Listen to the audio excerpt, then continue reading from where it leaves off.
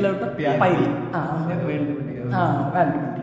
அதாவது பைரி படத்தில் வந்து டேரக்டர் நியூ தான், அதே மாதிரி ஆக்டர்ஸ் எல்லாருமே நியூ தான். ஆல்ரெடி நம்ம வந்து மாறி படம் பார்த்துருக்கோம். அந்த புறா வளர்க்குறவங்களுக்கு இருக்கிற பிரச்சனை அந்த மாதிரி போயிட்டு அது ஒரு மாஸ் ஜேனரில் போய் அந்த புறா அந்த இதோட நம்ம வந்து எதுவுமே கனெக்ட் இருக்காது. அது என்ன ஸ்போர்ட்ஸே நமக்கு நைட் ஆனால் தூக்கம் தான் வருங்க. இது கதை பேசிக்கும் இது ஒரு படம் எடுத்துட்டு சாரி ஓகே. என்ன சொல்கிறது, புறாவில் இருக்கிற ஒரு ஸ்போர்ட்ஸ் அந்த இதை பற்றி நமக்கு ஒன்றுமே தெரியாது. நமக்கு கிரிக்கெட் அப்படின்னா டக்குன்னு கிரிக்கெட் ஸ்போர்ட்ஸ் பற்றின ஒரு படம் அப்படின்னா நமக்கு எல்லாமே தெரியும். அதில் என்ன ரூல் எல்லாமே தெரியும். நமக்கு ஆக்சுவலாக புறா வளர்க்குறதுனா அவங்க என்ன பண்ணுவாங்க, என்ன ஸ்போர்ட்ஸ், அவங்க மேலே டிஸ்டன்ஸ் கவர் பண்ணுவாங்களா என்ன அப்படிங்கிற ஒன்றுமே தெரியாது. ஆக்சுவலாக ஒன்றுமே தெரியாத நமக்கு அந்த கேமை ஃபுல்லாக எக்ஸ்பிளைன் பண்ணி அதுக்கடுத்து அவங்களோட ஸ்லாங் கூட நமக்கு இதுக்கு முன்னாடி வேறு எந்த படத்துலையும் நான் வந்து அவங்களோட ஸ்லாங்கை கரெக்டாக பார்த்ததில்ல. ஸ்லாங்கில் இருந்து அவங்க எப்படி ஒவ்வொரு கேரக்டரும் அவங்களுக்குள்ளே இருக்கிற ஒவ்வொரு கேரக்டரும் அங்கே வந்து என்ன மாதிரியான ப்ராப்ளம் ஃபேஸ் பண்ணிகிட்டு இருக்குது. ஆக்சுவலாக அந்த ஊரில் இருக்க எல்லாருமே வந்து புறா விடுறதுல வந்து சின்ன பசங்களாம் ரொம்ப இன்ட்ரெஸ்டிங்காக இருப்பாங்க. ஆனால் புறா விடுறதுக்குள்ளே போயிட்டு அது அங்கேயே ஒரு கேங் வார் இருக்கும். அந்த இது லைஃப்குள்ளே அப்படியே போயிடுறதுனால அவங்களுக்கு பிரச்சனை இருக்கும். இந்த சைடு பார்த்தா அவங்க வீட்டில் இருக்கிறவங்க யாருமே புறா எப்படியாவது பசங்களை வந்து படிக்க வச்சிடணும், அவங்க வந்து வேறு இடத்துக்கு போயிடணும், இந்த இதுக்குள்ளே வந்துடக்கூடாது அப்படின்னு நினைக்கிற ஃபேமிலி இருக்கும். அதுக்கடுத்து அதுக்குள்ளே இருக்கிற ஃப்ரெண்ட்ஸு, அவங்களுக்குள்ளே இருக்கிற பாண்டிங், இந்த மாதிரி ஃபுல்லாகவே அந்த படம் பார்த்தோன்னா அந்த அந்த இடத்த நம்மளால் புரிஞ்சிக்க முடியும். இதுக்கு முன்னாடி நான் அந்த ஒரு விஷயத்தை பார்த்ததே இல்லை. அந்த மூவி மூலமாக எனக்கு வந்து ஏதோ புதுசாக ஒரு விஷயத்தை புரிஞ்சுக்கிற மாதிரி எல்லாமே கனெக்ட் ஆகுது. கேரக்டர் ஏன் இப்படி யோசிக்கிறாங்க, ஏன் நிறைய விஷயம் அவங்க பேசாமலே அது கன்வே ஆகுது. ஏன் வந்து அம்மா வந்து திட்டுறாங்க, அவங்க ஃப்ரெண்டு வந்து ஏன் இப்படி இருக்காங்க, எல்லாமே கன்வே ஆகுது. ஒரு ஸ்போர்ட்ஸாக ரொம்ப அழகாக ஒரு இதுதான் அந்த வேர்ல்டுன்னு வச்சுட்டு அந்த வேர்ல்டை கிளியராக நமக்கு எக்ஸ்பிளைன் பண்ணி கிளியராக கனெக்ட் ஆகுது. டேரக்டர் மேபி அந்த இடத்துல உள்ளவங்க தான் நினைக்கிறேன். அந்த இடத்துல உள்ளவங்க கிளியராக எல்லா டீட்டெயிலுமே அங்கேருந்து ஒருத்தர் நோட் பண்ணியிருந்தா எப்படி இருக்கும். நிறைய டீட்டெயில் வச்சுட்டு அந்த டீட்டெயிலெலாம் கரெக்டாக ப்ளேஸ் பண்ணி கரெக்டாக நமக்கு கன்வே பண்ணுற ஒரு படமாக இருக்கும். அந்த மாதிரி ஆக்சுவலாக அந்த படம் பார்ட் 1, பார்ட் 2, பார்ட் 3 வரும் அப்படிங்கிற மாதிரி தான், பார்ட் 4 வரை இருக்குது அப்படிங்கிற மாதிரி தான் சொன்னாங்க. பார்ட் 1 ஆக்சுவலாக நல்லா ஓடலை அப்படிங்கிறதுனால பார்ட் 2, பார்ட் 3 எதுவும் எடுக்க முடியாது அப்படிங்கிற மாதிரி சொன்னாங்க. ஆக்சுவலாக இதை டாக்டர் போகாத போகணும் போணுச்சு அப்படின்னா இந்த வீடியோ டேரக்டர் பார்ப்பாரு அப்படின்னா நம்ம ரிக்வெஸ்ட் வைக்கணும்ல. கண்டிப்பாக பார்ப்பாரு. ஆக்சுவலாக டேரக்டர் பார்த்தீங்க அப்படின்னா பார்ட் 2, பார்ட் 3 எடுங்க. மேபி ப்ரொடியூஸ் பண்ண முடியலை அப்படின்னா நாங்கள் யாருமே ப்ரொடியூஸ் பண்ணுற அளவுக்கு இல்லை. ஒரு வீடியோ கூட ஒழுங்காக எடுக்க தெரியாது. எந்த அளவுக்கு ஒரு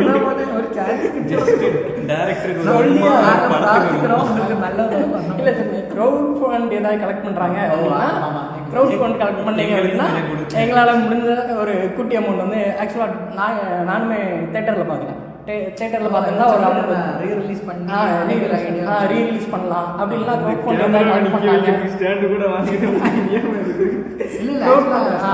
சொல்லிட்டு இருந்தாங்க க்ரௌட் ஃபண்ட் கலெக்ட் பண்ணாங்க அப்படின்னா நாங்கள் ஏதாவது இல்லை அப்படி இல்லை, தியேட்டரில் ரிலீஸ் ஆனால் திருப்பி எல்லாரும் பார்த்து அந்த பைசா வச்சு அந்த மாதிரி ஏதாவது பண்ணணும் அப்படின்னா கூட பார்ட் ஆக்சுவலாக எனக்கு அந்த படம் பார்த்துட்டு ஒரு 2 நாள் வந்து அதுக்கு நான் பார்க்கும்போது அந்த யூடியூப் சேனல் படம் இறங்க அவனுக்கு பாக்கி தெரியணும். அதான் பிரச்சனை, பாக்கி எப்படியாவது தெரியணும்.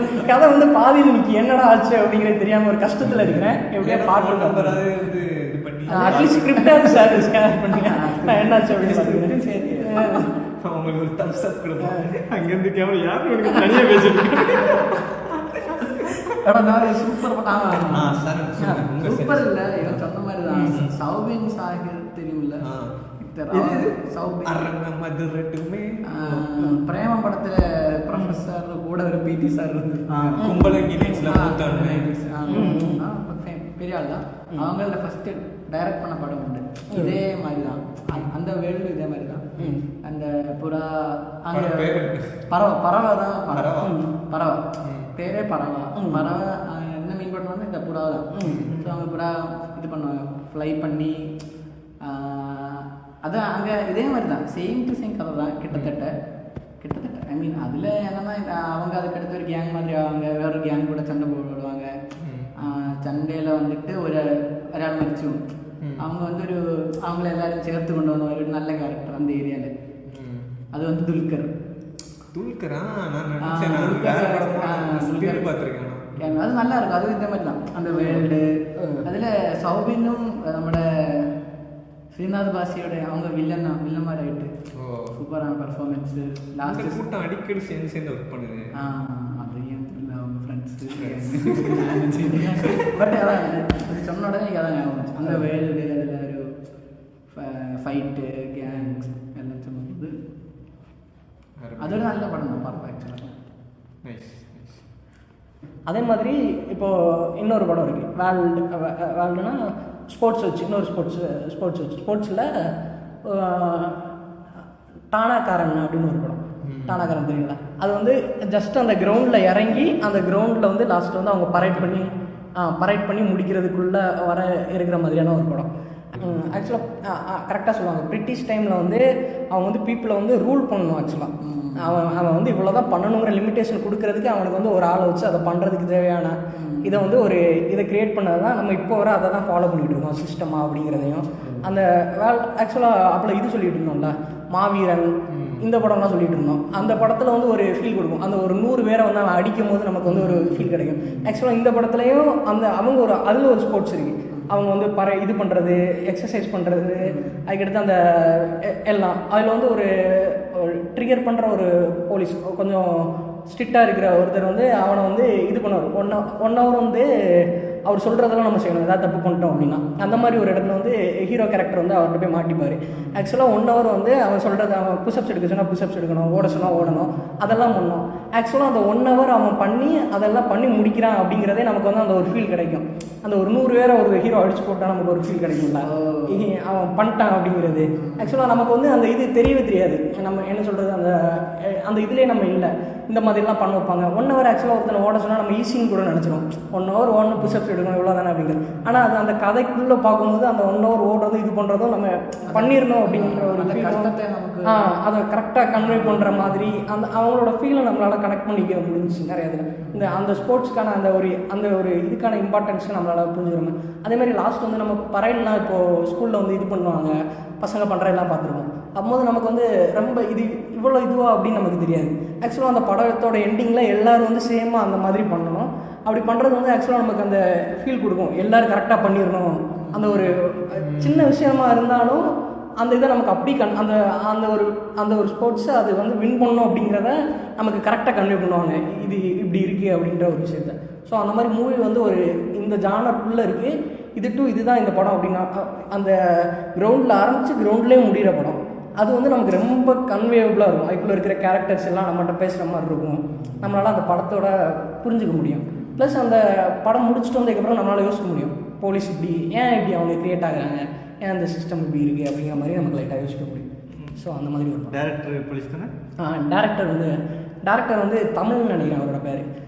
வெற்றிமாறன் வந்து விசாரணை படம் எடுக்கிறப்ப விசாரணையில் வந்து போலீஸ் ஸ்டேஷன்லாம் காட்டுறோம். ஸோ நம்ம வந்து முடிஞ்ச அளவுக்கு டீட்டெயிலிங் வேணும் அப்படிங்கிறக்காக போலீஸ் யாராவது கிடச்சா நல்லாயிருக்கும் அப்படின்னு சொல்லிட்டு பேசிகிட்டு இருக்கும்போது இவர் வந்து போலீஸாக இருந்து வேணாம், போலீஸ் பிடிக்கல அப்படின்னு சொல்லிட்டு வெளியே வந்துருக்கிறோம். கிட்டத்தட்ட அவருக்கு அந்த தாட் இருந்துருக்குன்னு நினைக்கிறேன், போலீஸ் வந்து எப்படி நம்மளை க்ரியேட் பண்ணுறாங்க அப்படின்றது. ஸோ ஆல்ரெடி ஜெயிலுக்குள்ளே இருந்துட்டு வெளியே வந்து ஒரு ஆள் அப்படிங்கிறதுனால அவருக்கு நிறையா டீட்டெயிலிங் எல்லாம் அவருக்கு அப்போல சொன்னல அதே மாதிரி தான் எல்லா டீட்டெயிலும் தெரிஞ்சு அதை கரெக்டாக ஒரு ஸ்டோரிக்குள்ளே வச்சு நமக்கு கரெக்டாக அதை கன்வே பண்ணுவோம். ஒரு வில்லன் மாதிரி தான் இருப்பார். அவர் நடிச்சிருக்காரு. ஆமாம், இந்த படத்தில் இது ஜெய்பீம் அதுக்கடுத்து இந்த படத்தில் ஜெய்பீமில் இவன் இந்த படத்தில் வடக்குரான் அந்த படம் பேர் அசுரன் படத்தில் ஒரு கேரக்டர் வந்து அவனை பிடிக்கிறதுக்கு போகும்ல நாட்டில் இவன் வந்து காட்டுக்குள்ளே போயிடுவான். ஃபஸ்ட்டு சீன்லேயே காட்டுக்குள்ளே போனதும் ஒரு கேரக்டர் வில்லனா வந்துருக்கான். அதுக்கடுத்து இது லாஸ்ட்டு விடுதலையில் கூட நடிச்சிருந்தான் ஏதோ ஒரு சீனு. அந்த திரும்ப இவங்க சூரிக்கு இது பண்ற ஒரு அந்த மாதிரி நல்லது சொல்கிறேன். திரும்ப அந்த கேரக்டரும் திரும்ப ஒரு மாதிரி அந்த திருப்பி பதவி வந்துற மாதிரி அந்த மாதிரியான ஆக்சுவலாக இது சொன்னோன்னே இன்னொரு ஒரு அடுத்த மூவிக்கு இங்கேருந்து நான் லீட் எடுக்கிறேன். கிரவுண்டில் ஆரம்பிச்சு கிரவுண்டில் முடியுது அப்படிங்கிறது வீடை வச்சு இந்த மாதிரி ரூமில் ஆரம்பிச்சு ரூமில் முடிகிற ஒரு சூப்பரான ஒரு படம் இருக்குது. நிறைய படம் எடுத்திருக்காங்க. ஆனால் இந்த படம் வந்து ஒரு நாள் வந்து நான் சும்மா வந்து டிவி பார்க்கும்போது ஒரு 2 மணிக்கு சும்மா பார்க்கும்போது அந்த படத்தை பார்த்தேன். 2 மணி 12 Angry Men. 12 Angry Men வந்து ஒரு பழைய இங்கிலீஷ் படம், ஒரு 50s 60s. படம் ஃபுல்லாக ஒரு ரூமில் இருந்து ஒரு 12 பேர் பேசிக்கிட்டே இருப்பாங்க, வேறு எதுவுமே இருக்காது. ஆனால் அதில் சுத்தமாக கொஞ்சம் ஒரு இடத்துல கூட லேகுன்னே சொல்ல முடியாது, அந்த மாதிரி இருக்கும். சும்மா பேசணும் தான், பேச மட்டும்தான் செய்வாங்க.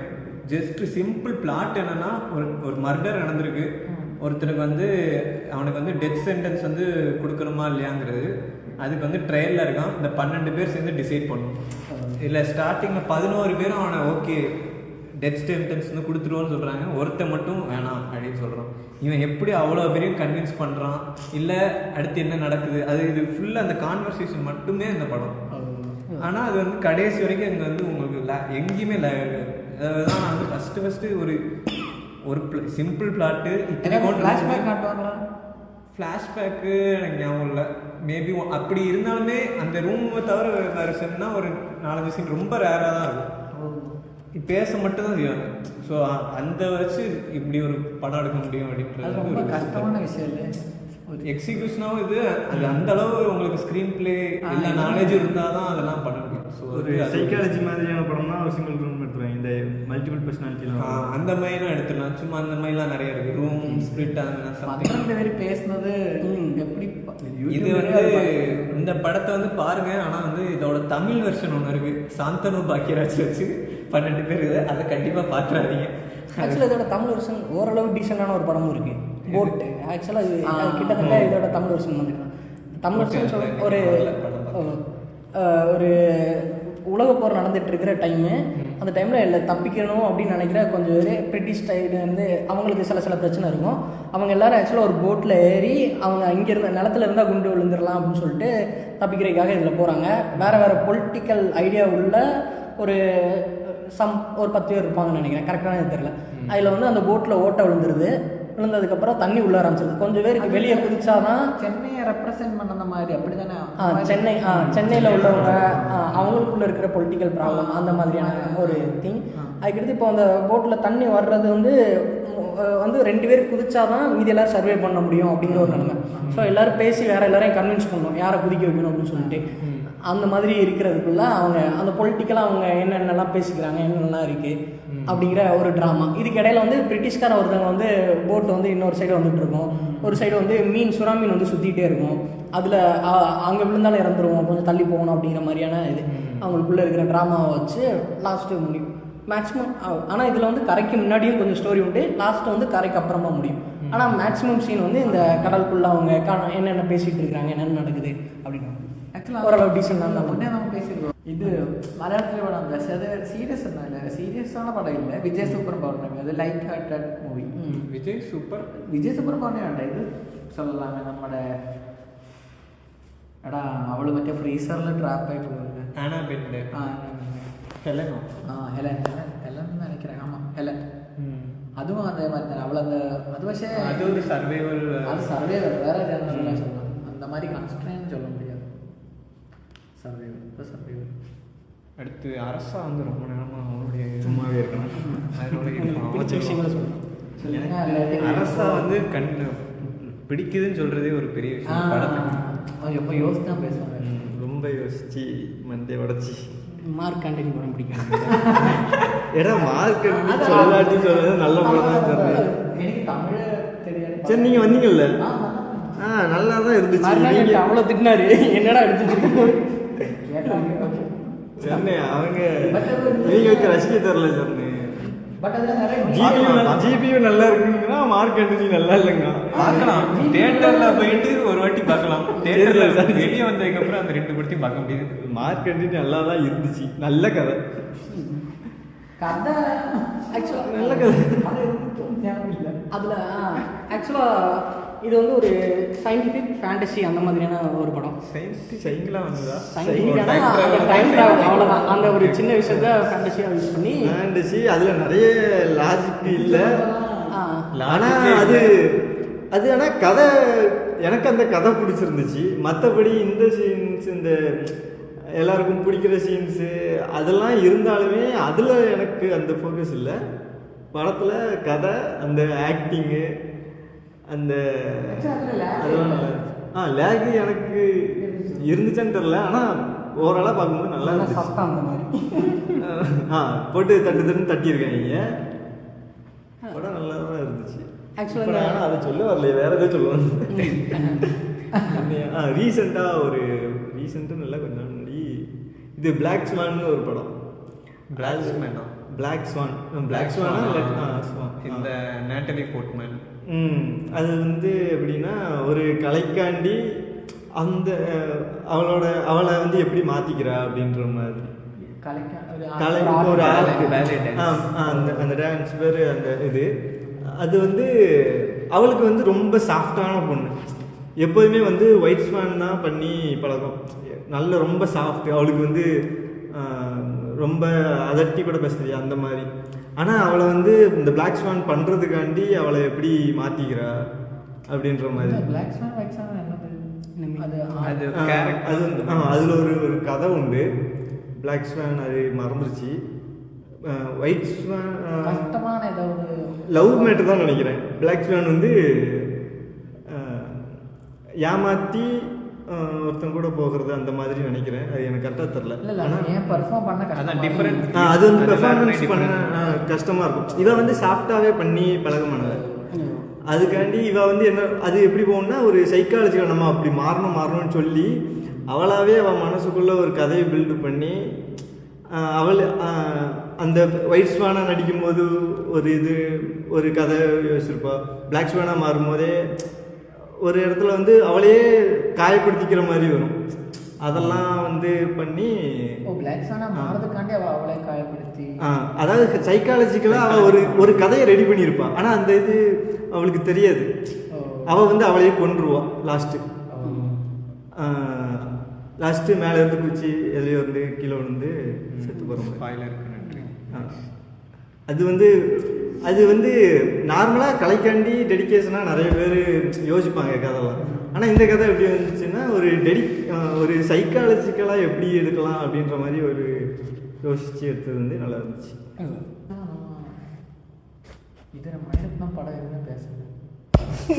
மணிரத்னம் வந்து நல்ல மேக்கிங்லாம் நல்லா இருக்கு. ஆனால் அது இப்போ இருக்கிற ட்ரெண்டுக்கு இல்லை. எல்லாரும் அவுட் ஆகிட்டே போகிறாங்க. சங்கர், மணிரத்னம், தமிழ் படம் டிவியில் வந்து முன்னே பார்ப்பேன். சும்மா யூடியூப்பில் பார்க்க ஆரம்பித்த படம் தான் மணிரத்னம் படம் தான். ஏன்னா அவங்க பேர் தான் தளபதி, நாயகன், கேங்ஸ்டர் ஜேர்னல் பிடிக்கிறதுனால கோட் ஃபாதருக்கு ரிலேட்டடாக தான் நாயகன் இருக்கு அப்படின்னு சொல்லி அந்த கமலஹாசன் அது மட்டும்தான் எனக்கு பிடிச்சிருந்துச்சு. Mani Ratnam all love movies. Thalapathi நல்லா தான் இருக்கும். அந்த தளபதி நல்லா இருக்கும். தளபதியில் என்னன்னா அந்த இந்த ஃப்ரெண்ட்ஸ் கேரக்டர் வந்து மாறும். இந்த அவன் வந்து ஜெயில தூக்கி வச்சிருவான். வச்சதுக்கப்புறம் ரிலீஸ் பண்ணுறதுக்கு அவன் ஹெல்ப் பண்ணுவான். அவன் ரிலீஸ் பண்ணதுக்கு ஹெல்ப் பண்ணுறதுக்கு இவன் இவ்வளோ பெரிய வேலை பார்ப்பானா அப்படின்ற மாதிரி இருக்கும். அதுதான் அவன் வந்து இப்போ வில்லன் இருக்கான் இந்த மம்முட்டி வந்து ரஜினியை தூக்கி உள்ளே வச்சுட்டான். தெரியாமல் தான் உள்ளே வச்சுட்டான். ஏன்னா அவன் ஆள் வந்து தப்பாக பண்ணியிருப்பான். அதனால் தூக்கி உள்ளே வச்சிருவான். மறுபடியும் மம்முட்டி தான் வந்து ரஜினியை ரிலீஸ் பண்ணுறதுக்கு ஹெல்ப் பண்ணுவான். இது பண்ணதுக்காண்டி ரஜினி வந்து மம்முட்டி மேலே ஏதோ பெரிய பாசம் காமிக்கிற மாதிரி அந்த மாதிரி ஒரு இது இருக்குது. அது வந்து அது ரொம்ப எக்ஸ்ட்ரீமா இருக்கிற மாதிரி தோணுது. அதுதான் மகாபாரதத்தில் வந்து கர்ணன் வந்து அந்த டைம்ல இருந்தப்போ வந்து துரியோதனன் நாட்டை ஹெல்ப் பண்ணதுக்கு வந்து ஓமையா அவர் வந்து காமிச்சிருக்காரு. பாரதில் நல்லா இருக்கும். அதில் வந்துட்டு அந்த கேரக்டர் ஐ மீன் இப்போ துரியோதனன், கர்ணன், குந்தி அவங்க அம்மா குந்தி ஃபர்ஸ்ட் டைம்ல வந்து சின்ன அது வந்து இது ரெப்ரசன்ட் பண்ணுது. அதான் அது வந்து டிஃப்ரெண்டாக இருக்குது. அதே மாதிரி தான் ஒரே ஒரு பிள்ளையை பற்றி இது பண்ணி அதில் இந்த மாதிரி உண்டா அந்த மாதிரி ஒரு சின்ன விஷயத்துக்கு இந்த மாதிரி அவனை வந்து ஆக்சுவலாக அர்ஜுனனுக்கு ஈக்குவலான ஒரு பல வித்தைகள் வில் வித்தை அதெல்லாம் தெரிஞ்சவன் தான் கர்ணன். ஆனால் கர்ணனை வந்து நீ ஒரு தேரோட்டி பையன் அப்படின்னு சொல்லி அவனை வந்து இது பண்ணுவாங்க.